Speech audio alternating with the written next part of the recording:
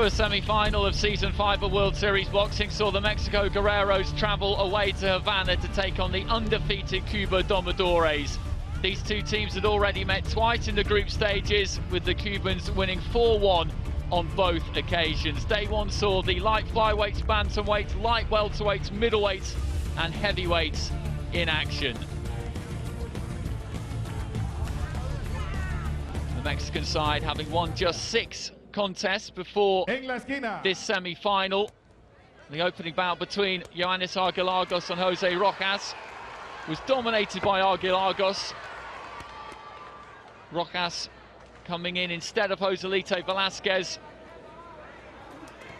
was a little overcautious and allowed Argilagos really to dictate the pace of the fight, and it was the Cuban man who scored a comfortable points win.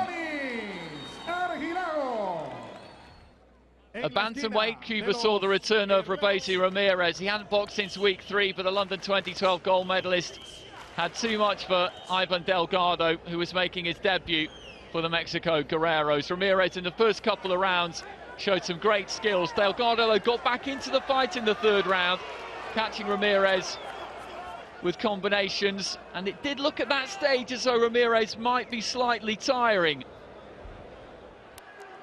But towards the back end of the fight, Ramirez seemed to get a second wind and box more at the range than he found in those opening 2 rounds. Good exchanges towards the end from both men. Delgado certainly brave in his attempt to win the fight, but it was Ramirez again who got the decision.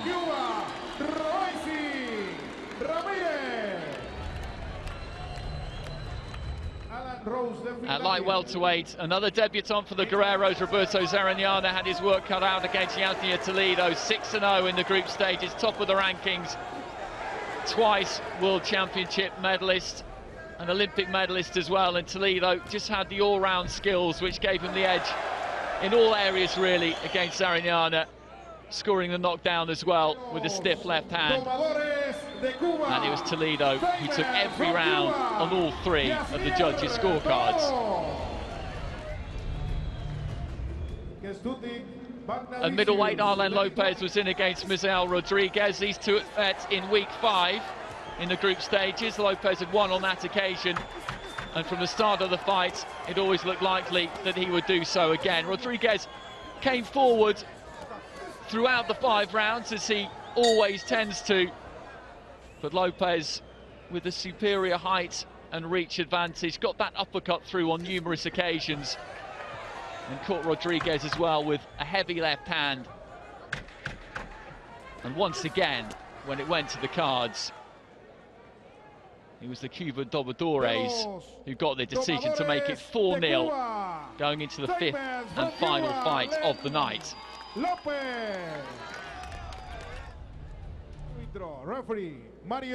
That contest came at heavyweight between Erislandy Savon and Julio Castillo. Both of these two undefeated going into this one. Savon 7-0, Castillo 3-0.